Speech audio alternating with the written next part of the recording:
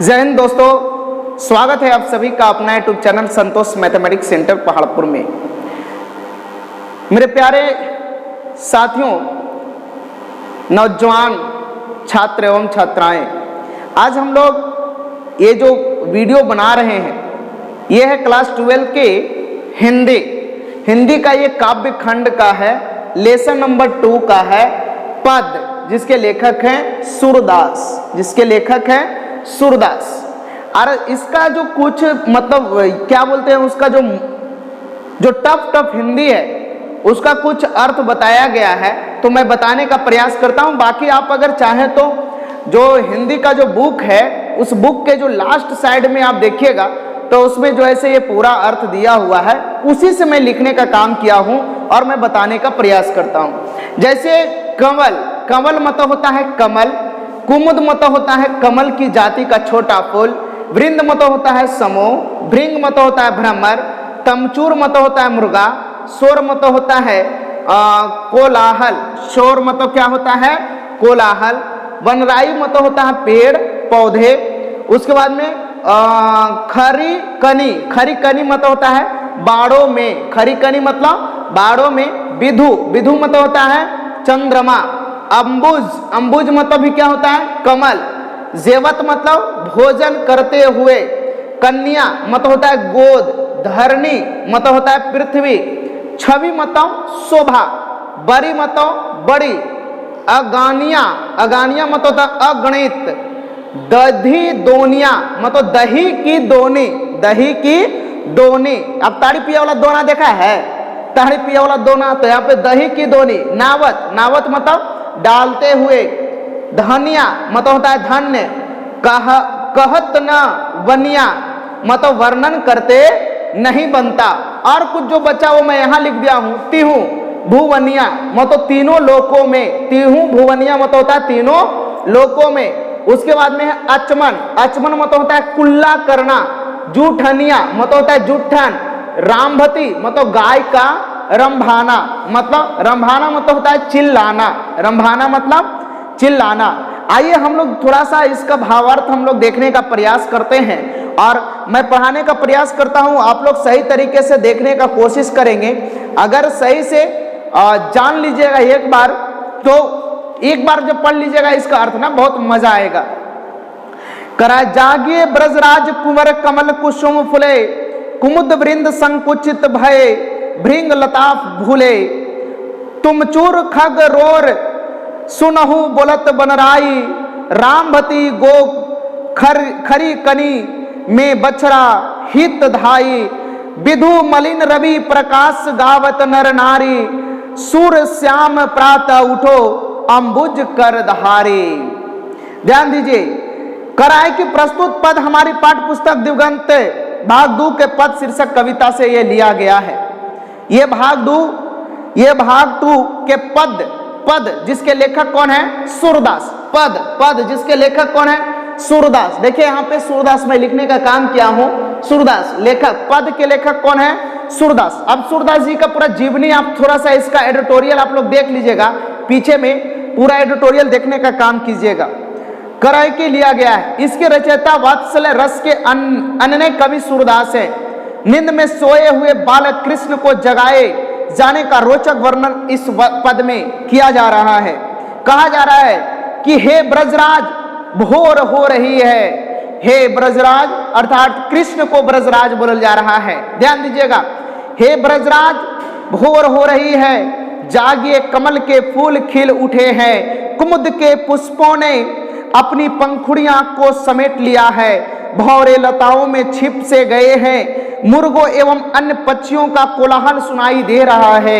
हे ब्रजराज, हे कृष्ण जागिए, वनराज अर्थात वनों के वृक्ष आवाज दे रहे हैं, हे ब्रजराज जाग जाइए, ब्रजराज जागिए, हे कृष्ण जागिए, कृष्ण जागिए।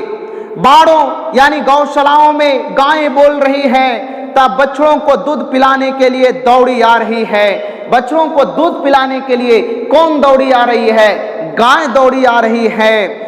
चंद्रमा का प्रकाश क्षीण हो चुका है, चंद्रमा का प्रकाश अब क्या हो चुका है? क्षीण हो चुका है। कमजोर हो चुका है और सूर्य का प्रकाश किरणें फैला रहा है। नर और नारी भजन कीर्तन कर रहे हैं, हे कृष्ण, हे श्याम, अब जागिए, सवेरा हो गया है, सवेरा हो गया है। इस लेसन में सूरदास जी कहते हैं कि हे कृष्ण, हे ब्रजराज, अब जाग जाइए ब्रजराज, अब जाग जाइए, क्योंकि चहुं ओर सवेरा दिखाई दे रहा है। जो सुबह भोर का जो किरण है, जो भोर का किरण है, वो धीरे धीरे अब क्षीण हो रही है, कमजोर हो रही है। हे ब्रजराज, अब सूर्य का प्रकाश अपना पैर फैला रहा है, अब आपको जागने की जरूरत है ब्रजराज, जाग जाइए। ये सूरदास एक बालक समझ करके श्री कृष्ण से भक्ति करते हुए श्री कृष्ण को जगाने का प्रयास कर रहे थे। और इसमें आप लोग समझ जाने का प्रयास कीजिएगा मेरे प्यारे मित्रों।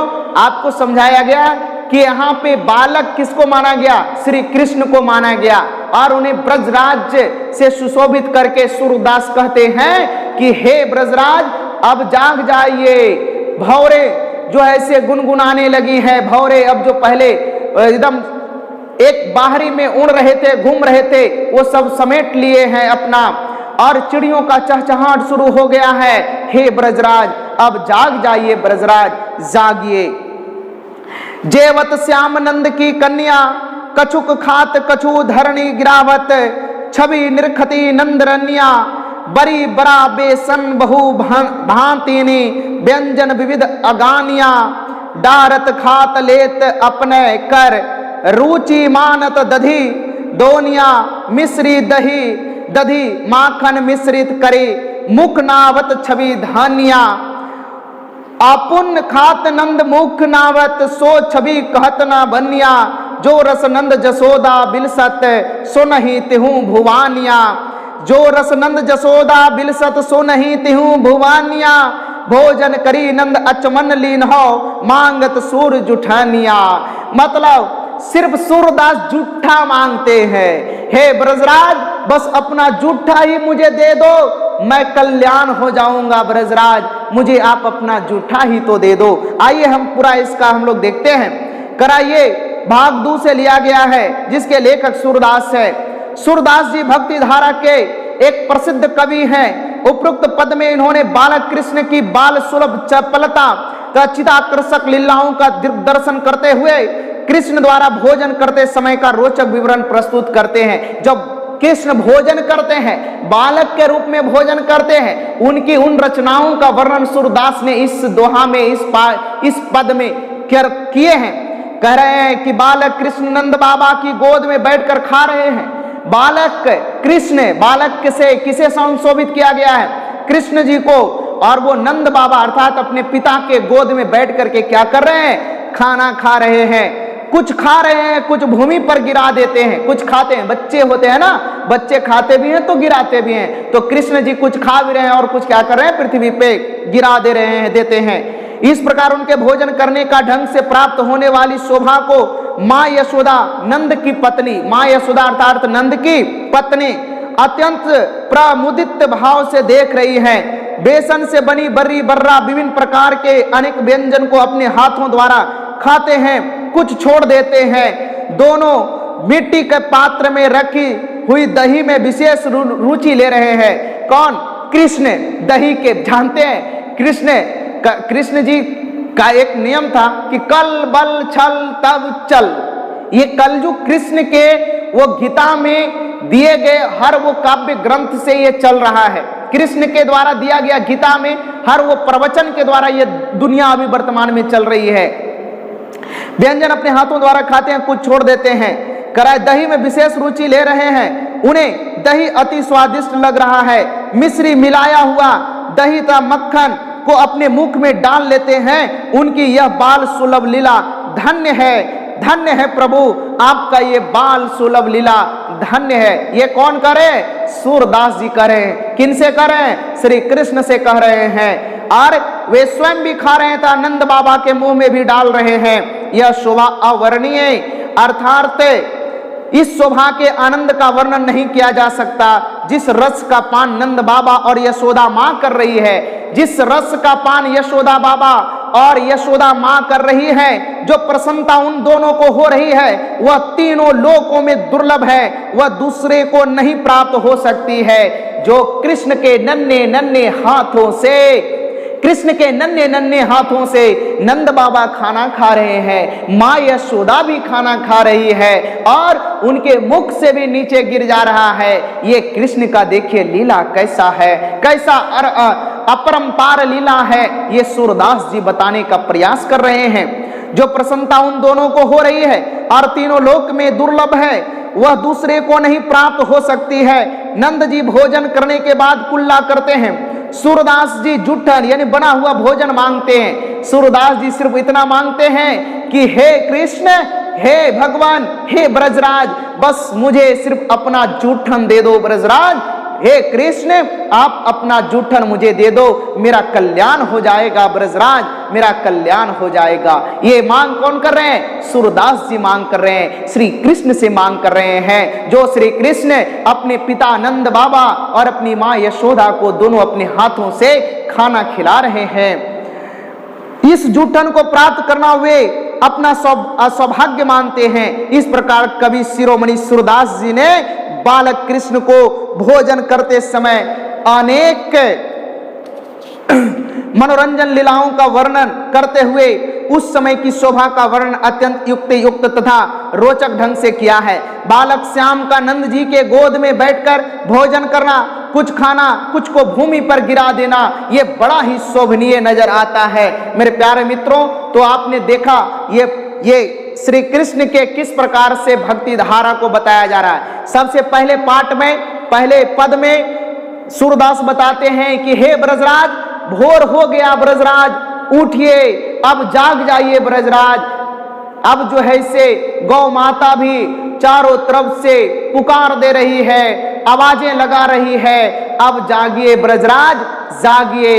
और दूसरे पाठ में, दूसरे पद में सूरदास जी कहते हैं कि भगवान श्री कृष्ण एक बालक के रूप में है और वो भोजन करते हैं। भोजन करने के दरमियान में कुछ भोजन अपने अंदर खाते हैं और कुछ भोजन पृथ्वी पे गिरा देते हैं। उन नन्ही नन्ही हाथों से ही कृष्ण जी क्या करते हैं? अपने पिता अर्थात नंद बाबा को भी भोजन कराते हैं और अपनी माता मैया यशोदा को भी भोजन कराते हैं। तो सूरदास जी कहते हैं, अपने मन में ये विचार करते हैं कि जो आनंद वर्तमान में श्री कृष्ण के भोजन खिलाने के दरमियान में नंद बाबा को जो आनंद आ रहा होगा, मैया यशोदा को जो आनंद आ रहा होगा, वो शायद किसी को आनंद आ रहा होगा। इसी के साथ इस लेसन की समाप्ति, और हम इसके अगले वीडियो में, अगले पार्ट में हम इसका क्वेश्चन आंसर देखने का कोशिश करेंगे।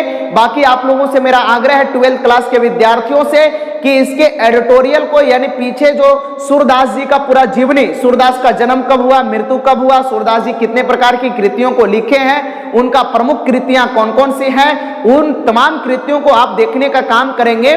और हम लोग आज ये पद देखा, पद के लेखक हैं सूरदास, जिसमें पहला पद में है कि श्री कृष्ण को जगाने, यानी बालक के रूप में जो श्री कृष्ण सोए हुए हैं, वो अबुद्ध बालक के रूप में सोए हुए हैं, वो श्री कृष्ण को जगाने का प्रयास करते हैं और विभिन्न प्रकार के उदाहरण दे करके सुशोभित करने का प्रयास करते हैं। और उसके बाद में दूसरे पाठ में श्री कृष्ण जब भोजन करते हैं तो वो कहते हैं, सूरदास जी कहते हैं कि हे कृष्ण, बस मुझे थोड़ा सा अपना जूठन ही दे दो, आपका ये जूठन खा करके मैं सौभाग्यशाली हो जाऊंगा।